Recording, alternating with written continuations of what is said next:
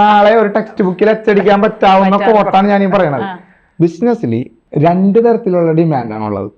ഒരെണ്ണം എന്ന് പറയണത് പ്രൊഡക്ഷന്റെ സൈഡിൽ നിന്ന്, അതായത് ആരാണോ ഈ എന്റർപ്രണർ ആളുടെ ഭാഗത്തു നിന്നും ഉണ്ടാക്കി എടുക്കുന്ന ഒരു ഡിമാൻഡ്. ഇതിനകത്ത് ഇന്നതുണ്ട്, ഇതിനകത്ത് ഇതുണ്ട്, അങ്ങനെയാണ് ഇതാണെന്നും പറഞ്ഞിട്ട് നിങ്ങളിത് വാങ്ങിക്കണം,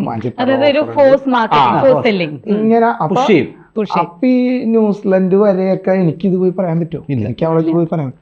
അപ്പൊ നമുക്കൊരു പരിധിയിൽ നമുക്ക്, അപ്പൊ ഞാൻ മനസ്സിലാക്കി വാങ്ങിക്കണമെന്ന് പറയണ്ട, വിലയും പറയാം.